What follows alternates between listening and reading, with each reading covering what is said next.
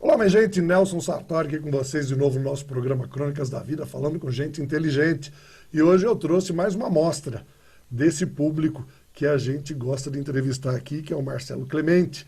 E ele tem uma característica muito interessante, além de ser um amigo meu há quase 30 anos, ou mais de 30 anos, não é não, Marcelo? Falou assim, ele é uma Acho que é pessoa que mais. admiro demais, porque ele é advogado e ao mesmo tempo filósofo. Ou seja, uma conjunção, uma combinação muito interessante, né? Ou seja, do raciocínio legal junto com o intelectual, que é algo que sempre pode dar uma visão diferente da vida, né? Como é que tá, Marcelo? Tudo bem? Tranquilo, tudo jóia. Tranquilo? Então tá bom. Vamos lá. Olha só. Então eu vou fazer uma provocaçãozinha agora para você, Vamos né? lá. Que eu anotei aqui que já que eu vou trabalhar com filósofo, eu tenho que provocar ele bem. Então, a provocação é assim, O bom né? da quarentena está sendo uma coisa, né? Você está fazendo em casa, se provocar muito, eu não tenho como correr. Ah, não, Estou em não tem. casa mesmo, Não não tem. consegui fugir. E é aquilo, né, que a gente estava falando agora há pouco. O pessoal fica preocupado. Por quê? Porque a entrevista está sendo feita em casa, todo mundo, né? Todo mundo está É, em casa. E aí o pessoal fica atento, né? Falou assim: olha onde eu estou. Falou, tá tudo ótimo. Falou assim: somos nós em casa trabalhando e pensando. Né? A gente, porque é. está em casa, não deixou de trabalhar, não deixou de pensar. Pelo menos pensar, a gente pensa bastante. Né? E é por isso que eu quero perguntar para você o seguinte: como é que você entende, tá? Hoje, o homem que está ali, né? Andando pelo mundo. Será que esse homem está dentro da caverna, acreditando nas sombras que ele vê? Né? Falamos um pouquinho sobre o mito da caverna, já que existe um conflito muito grande de informações, né? Qual que é a verdade? Nem as pessoas que estão o quê? Ligadas diretamente com os problemas de tudo têm uma afirmação, alguma coisa a falar definitiva. Tá? E a outra coisa, dentro desse momento, né, ainda falando um pouco sobre essa combinação de direito e filosofia, né, a gente vê também que o mundo aqui fora está sofrendo um conflito ético muito grande, né? Ou seja, a ética, né, é outra questão, outro conflito muito grande. Ah, só como estímulo de pensamento isso daí. O que eu quero é o seguinte, como é que você vê agora, esse novo agora, né, que a gente está falando bastante aí, que existe um novo agora. Existe um novo agora de verdade para você? O que você acha que vai mudar? Vai mudar alguma coisa? Como é que você vê isso? Fala aí pra gente. Bom, vamos lá. Sem querer falar de política, mas eu não gosto de usar o mito da caverna, porque eu não gosto desse negócio de mito. Eu uso a alegoria da caverna, tá? É uma Tá. corrente, Pode tudo. é uma corrente filosófica aí que entende que é uma alegoria e não um mito, tá? Então, mas se Ótimo. convencionou a chamar de mito da caverna, vamos lá. Eu acho que Platão nunca esteve tão presente, né? Olha, Engraçado. tá, ó, já Porque, começou perfeita essa entrevista. porque a questão é a seguinte: a caverna se chama hoje um smartphone, no meu modo de ver, né? Eu nunca vi. Aliás, eu estou parodiando aí, ó, tô, não estou sendo original, não. Eu vi uma charge muito inteligente há uns dias atrás, um tempo atrás, de que justamente a caverna seria o celular, né? Então, o pessoal que está enxergando as sombras estão, na verdade, enxergando é o fake news, é a mensagem ideologicamente programada, dirigida, Verdade. e ele não consegue fugir mais daquilo. Então, ele vive do mundo das aparências mais do que nunca, no meu modo de ver, porque a rede social, as redes sociais, né, ela pede isso, né? Ela pede que você tenha um mundo de aparência, tenha uma atitude de convencimento do outro, nunca de você mesmo é difícil. E a gente tem visto essa questão agora com essa pandemia, com esse isolamento nosso, isso de certo ponto aflorar. Houve um movimento político muito grande recentemente, onde você viu pelo menos na minha visão, uma manobra muito grande de massa, né? Um Sim. convencimento de coisas irreais, de coisas, a maioria delas falsas, e que leva a pessoa a não encontrar a luz fora da caverna, Sim. voltando na alegoria que a gente falava. É difícil. Eu acho que hoje, dentro do que você tem de prisão da informática, essa prisão do celular, que você não solta nunca, né? Você está mais atual com a questão do Platão do que nunca. Eu até fiz uma paródia, desculpa, fiz uma brincadeira com a minha filha esses dias, dizendo que ela é muito fã do Harry Potter, né? E essa geração. que todo mundo, aquele monte de bruxo tinha uma varinha com alguns poderes, um mais, outro menos, e é o celular, né? Hoje você tem o celular, o smartphone é uma varinha mágica que vai depender do aplicativo que você baixou, ela vai fazer uma coisa ou outra, mas inclusive toda hora eles acendiam a luz ali naquele momento de necessidade. A primeira coisa que você aprende a fazer com o smartphone hoje é ligar a luz do teu celular, né? Então, a primeira função dele é a lanterna. A lanterna. Então, eu acho que a única luz que o povo está indo buscar com o smartphone, com a tecnologia à mão, literalmente à mão, é a lanterna. Porque com tanta condição de procurar matérias boas, textos bons, textos acadêmicos para você se iluminar, você você prefere procurar uma mensagem errada, uma notícia de um medicamento que não funciona, uma notícia de que... E que saiu hoje mais um estudo, né? Saiu hoje mais um estudo mostrando que a eficiência dele é a mesma para pacientes que não tomaram nada, ou seja... Exatamente. Não, é uma coisa até lógica, eu não quero discutir essa parte médica, porque longe de eu conhecer, mas assim, ele é eficiente no início. Porra, mas se você tem só 5%, parece que é mais ou menos isso, que acaba tendo uma evolução errada da doença, então é óbvio que se você usar no início e não tiver nada, você não tem como comprovar que é o próprio medicamento. Mas com alguns não deu certo. Sim, aqueles que não deu certo. Tem outros que estão testando a terceira vez e dando positivo também. A gente não sabe mais nada, né? Está difícil hoje você saber o que é verdade ou não. Então, tentando lembrar de todas as suas colocações que você pôs, aí você vai me direcionando como dono do programa que você é, do novo agora, né? Sim. É isso? É esse termo que você usou, o novo agora. Eu não sou o criador dele, né, do termo, mas eu acho ele muito interessante. São jargões, que surgem.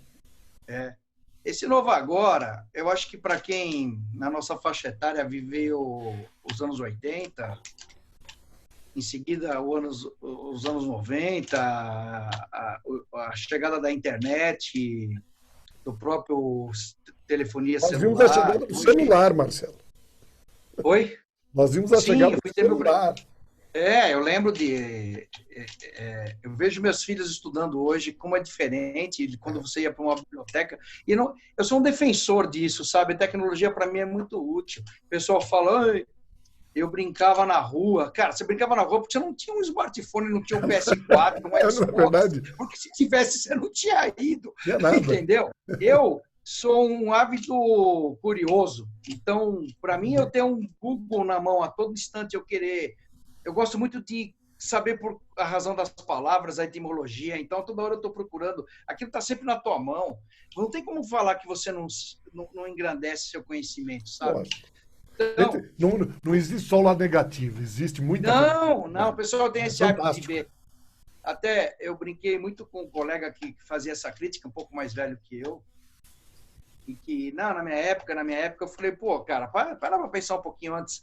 Antigamente você tinha lamparina, lampião, e um dia que apareceu a luz elétrica, deviam falar, pô, na minha época que as crianças brincavam a luz de lampião e não a luz de energia elétrica, né? A tecnologia sempre vai te trazer um saudosismo, vai trazer uma condição de... me fugiu a palavra agora, mas de... vamos ficar no saudosismo mesmo, que a outra não veio mesmo. Né? Nostalgia, né? A nostalgia, desculpa. Obrigado. Então, ela acaba trazendo na minha reflexão o seguinte: esse novo agora sempre vai existir, sempre existiu. Sim. Talvez em velocidades diferentes. Né? Então, vamos voltar no exemplo. A velocidade entre a modificação da vida com a luz elétrica para hoje, que você comprou um smartphone em uma semana ou duas, um mês, já mudou a tecnologia e você tem a necessidade de um ou outro, e aquilo faz mais do que fazia o anterior, e assim sucessivamente, ela é muito mais rápida e agressiva do que foi no passado. Então, esse novo agora, para mim, ele vai sempre existir.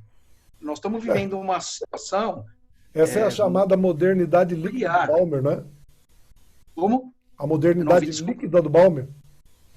A modernidade está sempre... Tudo está o tempo inteiro... Exatamente. Ela não para, ela não para. O homem, por natureza, a humanidade, por natureza, ela é criadora de ferramenta, né? Nós procuramos sempre o menor esforço e ela vem, e nós estamos falando por uma delas agora, né? Sim, é um recurso. Então, né? Tomar água de coco com uísque, pessoalmente, hoje não podemos mais fazer isso, Nelson. Sim. Então, né? Isso, hein? Então, não é verdade? Então, não vamos entrar em detalhes, às vezes entrega a gente, mas ela é muito rápida. Então, eu comentaria não o novo agora, mas qual a condição de agora. Ela é peculiar. Sim. Concordo. Eu estou desde o dia 20 de março trabalhando em casa. Eu trabalho numa empresa grande e foi feita uma série de medidas, como muitas outras, e uma delas foi a colocação de um certo pessoal em home office. E nela eu estou, né? É difícil, eu sempre fui uma pessoa muito de sair, de falar, de ter contato, isso me faz falta, mas ao mesmo tempo eu estou revendo algumas circunstâncias, alguns colegas, algumas situações muito que não teria tempo de fazer, de fazer no passado, né? Então, eu acho que o agora está sendo muito interessante também. Eu estou tendo a oportunidade de passar muito tempo com a minha família, tenho visto muita gente reclamar, eu vi muito estudo de que havia muito divórcio, eu atendi vários casos de divórcio nesses meses, que acabaram não vingando, porque se acaba vendo que são momentos de conflito e que muitas vezes, né, são coisas recentes, realmente da situação e não de relacionamento mais extensivo, né? Então, acaba por ter que se adaptar, fazer, etc. Então, mas nessa situação, o agora está muito interessante. Concluindo meu raciocínio, desculpa. Eu estou com a minha família, que são as pessoas que eu acabo tendo mais contato, com quem eu mais amo. É uma oportunidade meio que única de conversar mais com minhas filhas, de ter poder trabalhar com uma grande companheira que é minha esposa de décadas já, né? E que, curiosamente, foi com quem proporcionou te conhecer. Vocês eram amigos antes. Nossa história é longa. A nossa história é muito interessante. Um dia vale a pena ter uma conversa gravada só para contar a nossa história. A gente faz um programa só para isso. Do chalé lá. É a coisa que a gente grava.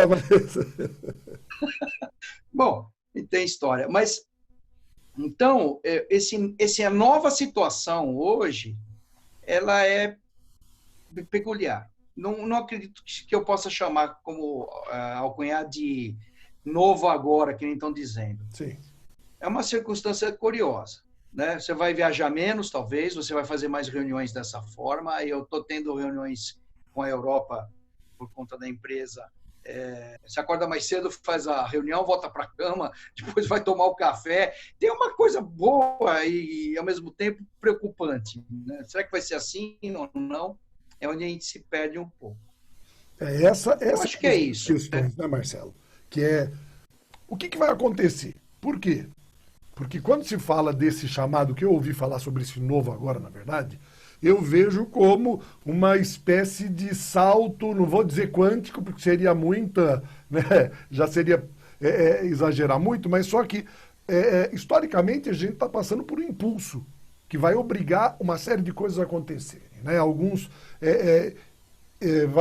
identificam como se fosse uma guerra em que a situação catastrófica obriga você a evoluir, tá? Só que nós estamos vivendo um momento de oportunidades, o que é diferente de acontecer numa guerra, né? Assim, nós vemos as oportunidades, foi isso que você falou. Né? E até ilustrando isso tudo, falo assim, eu reforço aquilo que você falou sobre o aspecto da tecnologia, que eu acho que é algo que se expôs significativamente nesse momento, até para aqueles que eram relutantes. Eu falo isso daí, por exemplo, dentro da educação, que até algum tempo havia um certo receio quanto ao ensino à distância, a qualidade que isso representaria, e hoje em dia é a condição existente. Então não adianta você falar, não, eu não aceito. Então é algo que está ensinando as pessoas e que provavelmente vai se tornar um fato efetivo dentro da educação em muitas áreas daqui para frente. Tá? Então a gente vê isso daí. Outro aspecto, só para encerrar, porque eu não quero falar na minha entrevista, porque a entrevista é com você, mas porque senão, né, a gente monopoliza. Mas que é um fato que eu achei muito interessante, só para colocar, que foi quando os meus filhos, em abril, que eles são gêmeos, né, você conhece, e eles fizeram aniversário, já estávamos em isolamento, né? Nós já estávamos em isolamento, que foi no dia 4 de abril, começou no dia 16, dia 15, já fazia quase 20 dias. E aquilo que nós pensamos, falou, pô, como é que a gente vai fazer, né? Vamos dar uma atenção para eles, 19 anos, 2 meninos. Falou assim, nós vamos fazer o quê? Em videoconferência com a família, vamos convidar as pessoas. De repente, nós nos deparamos com uma situação em que, ligado naquele momento, através do sistema Zoom e tudo mais, estavam minha mãe e minha irmã do interior de São Paulo, meu irmão da Bahia, meu sobrinho aqui, né, do ABC, outro sobrinho dos Estados Unidos, e todos ao mesmo tempo conectados numa situação que antes não acontecia. Não aconteceria. Então, vejam, o que se viu hoje em dia? Veja, é aquela ideia. Para eu poder ver a minha mãe, que tem 82 anos, eu entro num sistema como esse, tá? E posso ter a proximidade, sem poder tocar, mas essa distância, que antes era muito maior, porque quando muita gente telefonava, falava, oi mãe, tudo bem, como é que tá? Conversava, ou então ia até lá. Agora é muito mais simples. E isso, eu acho que é uma novidade, pelo menos assim, não que não existia antes, mas é algo que as pessoas estão absorvendo a partir dessa realidade que estamos vivendo. Eu concordo com isso. Você me fez lembrar de um exemplo. Meus pais moram no litoral e estão com muita idade. Então, eu acabei por pedindo e combinamos, eles estão mais isolados. Precisa. Então, ontem o aquecedor de água pifou. E aí minha mãe ligou, o que eu faço? E eu falei, vai até lá agora, porque a gente estava em videoconferência. Mas eu estou a 90 quilômetros de distância, né? Então eu fiz assim, vai até o aquecedor e, por favor, me filma o aquecedor que eu vou pegar a marca e vou ligar para uma assistência técnica. Pô, essa ferramenta que é a internet, ou toda a questão de mídia, Toda a tecnologia, e em geral tudo, ela se reduz a uma coisa que é chamada velocidade. E eu lembro de um exercício que nós fizemos numa das aulas que eu tive na Faculdade de Filosofia, e que o professor perguntou, e eu não esqueci mais isso, porque eu fui o único da sala que acertou, que não é comum, mas ele falou assim, em uma palavra, como você reduz, como é que você, em uma palavra, pode conceituar a cultura? O que é cultura? O que é conhecimento, a cultura? O que é o que é isso? Isso tão humano, né? Só nós temos. E depois de um debate na sala, eu falei a velocidade. E ele falou, eu acho que você acertou. E ele deu um exemplo que eu lembro bem, que era o seguinte. Quanto tempo levou a primeira carta de Marco Polo do Oriente para o Ocidente? Levou anos para chegar. Hoje até pouco tempo atrás, você se inquietava com a demora da chegada de um e-mail. E hoje você nem mais usa e-mail.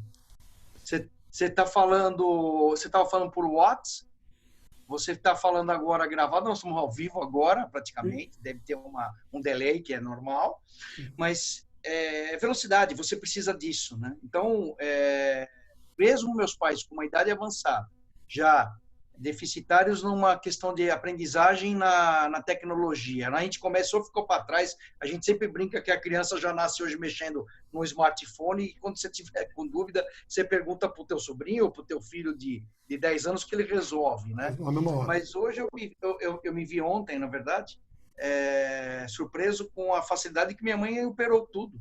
Foi, fez, mostrou, entende? Então, até onde que nós estamos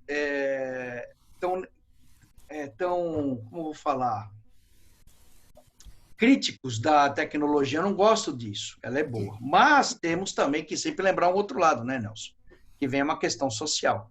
Qual é a abrangência dessa oportunidade de contato com a tecnologia, né? Nós sabemos que uma não classe é... média, é uma classe alta, é um jovem ou não, mas tem toda a periferia. Você tem regiões no Brasil, regiões no mundo onde há uma carência econômica, onde não vai ter esse acesso. Você, cada vez mais também, a velocidade influencia aí de uma disparidade não só econômica, maior, né? Distanciamento cultural, distanciamento de conhecimento, e isso vai segregando e vai elitizando também. Então, é muito preocupante, não deixa de ser, né? Eu acho que nesse ponto vem a minha parte pessimista do que a gente vive hoje. Você vê uma extrema-direita renascendo, como tivemos também há um tempo atrás uma extrema-esquerda. Você tem essa balança, né? Sempre vai ter essa questão, mas a extrema-direita ela tem esse ranço de separatismo cultural e de desfazimento de uma série de culturas e diferenças, e tudo isso eu acho ruim. Ao invés dessa tecnologia humana, né? Toda, essa velocidade toda tá unindo, melhorando a humanidade, você está piorando. Existe uma teoria não da evolução, mas da desevolução, vamos dizer assim, onde a humanidade já chegou no seu ápice e daqui para frente você está decaindo. E é o contrário, né? O macaco seria o evoluído, não nós estamos indo no sentido do macaco. Então, porque tem hora que você vê isso. Hoje eu vi uma notícia de que deram 3, 4 marmitas num posto de gasolina para o pessoal onde dorme lá e estavam envenenadas. 2 morreram, criança morreram, porque foi levado para uma casa. Então, eu falei, pô, mas espera aí, onde que tem o novo agora? Isso não é evolução. Falar, isso não é, né? Ser humano desenvolvido. Então, cadê a humanidade melhorando aí? Não tem. Não tem. Não vejo evolução nessa parte. Então, eu acho que existe, da mesma maneira, uma separação. Existe, sim, um crescimento, só que ele é elitista, né? Existe um grupo que prospera, que cresce, que avança tecnologicamente. Eu não vou dizer evolução também, por quê? Porque a forma de pensar não determina a evolução do cérebro, né? Assim, mas para toda evolução, Nelson, você tem uma parte estabelecida que resiste demais, e a resistência é sempre agressiva, ela é sempre violenta. Sim. E nós estamos vendo isso. É aquela falta de vontade de fazer a distribuição de renda, é a falta de vontade de dar acesso à tecnologia, é a falta de vontade ou a resistência, a vontade é contrária até, né? A resistência pode tomar até como uma vontade ativa contra o uso de um avião em comum, de um acesso a um ensino público, etc. Eu acho que eu sou um fã também desse ensino à distância, até porque você é uma pessoa que muito bem trabalha com isso, pelo que eu sei, e a gente atinge rincões aí distantes onde o acesso seria difícil. Isso é muito bacana, mas ao mesmo tempo você vê aí um movimento para acabar com o ensino público, para acabar com o ensino presencial, porque aquilo é uma fábrica, como foi falado, de maconheiros e balbúrdia, né? Então, desculpa falar, mas a gente acaba entregando um pouco a linha de pensamento, sem querer ser político, mas e nem querer fazer uma discussão ideológica, mas você tem um tendenciamento nesse ponto e que se acaba vendo algumas verdades. Então, é aquela história que a gente volta no início da conversa. É possível de ser escondida sempre, né? gente. Exatamente.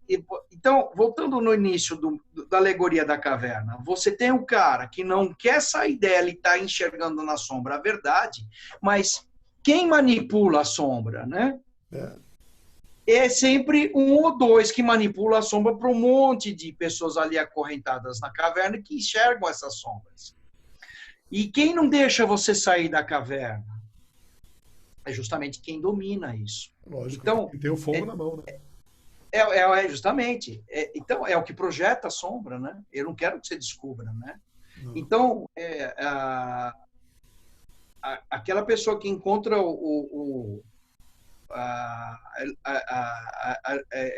a luz, que se ilumina e sai, consegue enxergar, hoje ele é taxado de esquerdista. Tudo é esquerdista. Tudo. Então... Algo que as pessoas não têm nem noção do que é, na verdade, né? Do que pode ser, né? Do que ser. Então, não, e além do que, é um rótulo, né? Toda vez é um rótulo ingênuo, tolo, né? Baseado na ignorância de quem prega algo contra, como se não houvesse a possibilidade de você ter ideias diferentes, né? Não é só ideia diferente, é ideias certas às vezes. O raciocínio certo, o raciocínio humano. Raciocínio humano, sabe? Essa é a grande questão. Existe uma confusão muito idiota hoje, se eu posso dizer assim, entre ser humano, ser humanista, e ser solidário e ser socialista, ser comunista. Não é essa a questão. Tem uma confusão muito grande entre você querer disponibilizar a tecnologia por um iPhone e você querer rotular comunista de iPhone. Porque você não está fazendo a divisão de pobreza. Ninguém nunca na história brigou para fazer a divisão de pobreza, porque pobreza se entende por nada e você não divide o nada, né? Uma coisa muito óbvia. Então é difícil. E aí nós retroagimos a algumas gerações atrás, que vai levar um tempo danado para você sair dessa estagnação novamente. Sim, nós caímos num buraco, né? Nós caímos num buraco.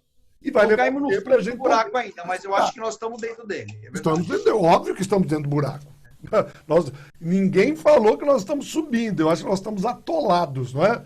A questão é que é preciso começar a olhar. Nós não chegamos no fundo.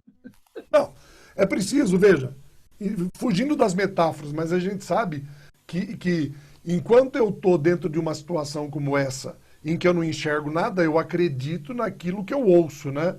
Até a hora que eu procuro olhar. Então é nessa situação que a gente busca informação e transmitir informação para as pessoas. Porque eu acho assim, que nós não somos os detentores da verdade, mas sim da inteligência. Então quando as pessoas vêm aqui e expõem uma visão de pensamento, ela permite que essa luz chegue àqueles que querem e que buscam. A gente sabe que é importante levar todos, mas o trabalho de produção desse conhecimento, a produção e o debate, eu acho que é essencial. Por quê? Porque são registros que todos podem ter. Né? O nosso programa ele visa justamente o quê? Não ser algo estanque. Mas onde melhor se faz isso? Oi? Numa academia. Onde melhor se faz isso? Numa academia. Na verdade?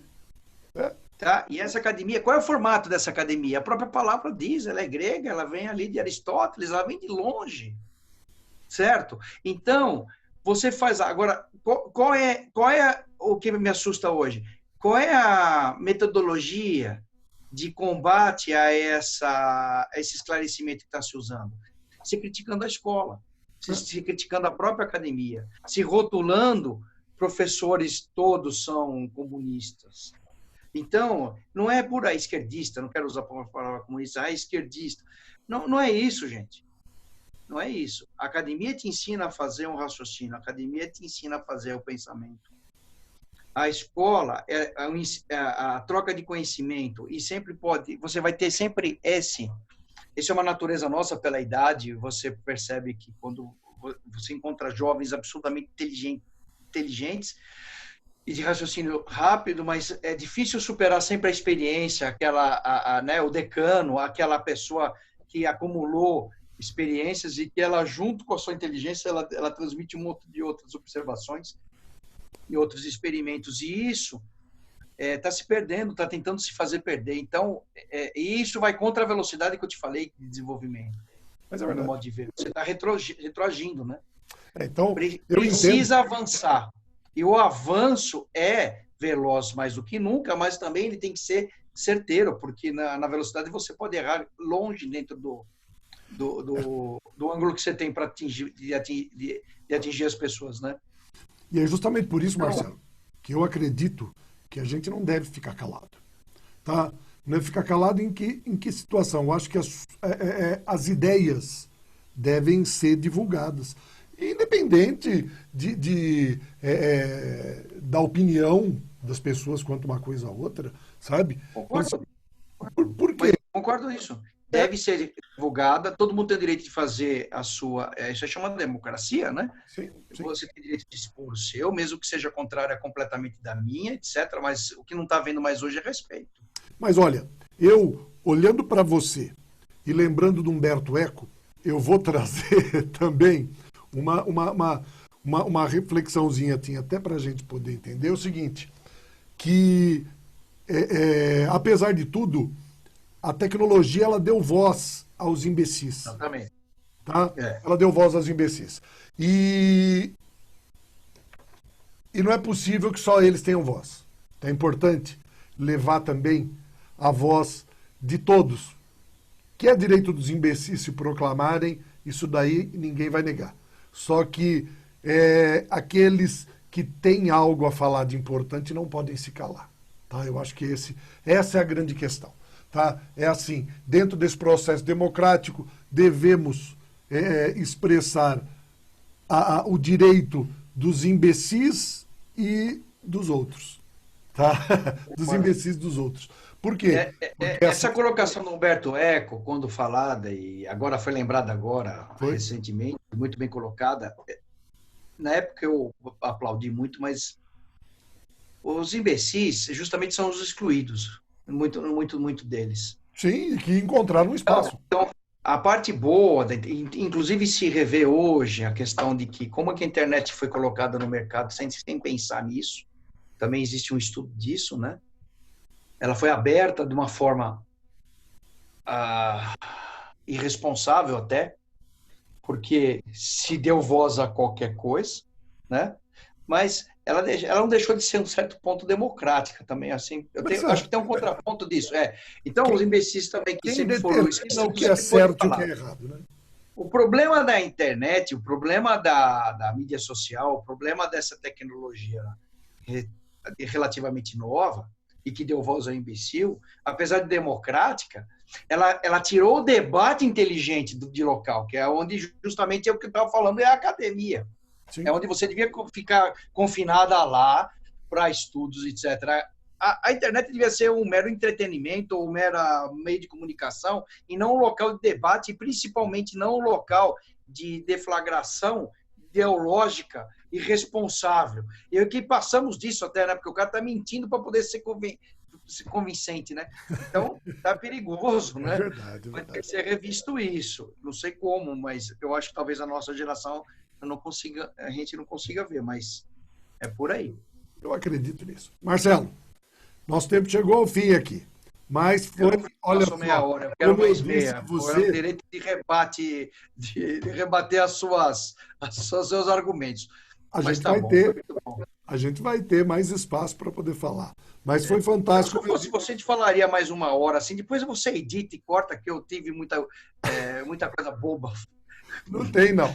Mais uma vez o que a gente falou, as opiniões têm que ser passadas, né? Independente de quem e a quem isso daí vai doer. Por quê? Porque, queira ou não, nós estamos exercitando aqui uma coisa chamada liberdade de imprensa, né? Então, é um direito das pessoas, sim, falarem e se posicionarem. Eu só tenho a agradecer a você essa apresentação, essa exposição. Eu tinha certeza que seria algo muito rico, como foi realmente o seu posicionamento dentro desse mundo. Por quê? Porque nós precisamos de gente inteligente conversando e falando aqui no nosso Crônicas da Vida. Marcelo, um grande abraço para você, foi uma honra recebê-lo. é a oportunidade de ter debatido um pouquinho com você e também de você ter considerado inteligente ter me chamado para o seu programa. Mas isso daí é inegável, meu amigo. Grande abraço a você e até mais. Vamos lá, você cuida aí, Nelson. Até Valeu, mais. você também. Até.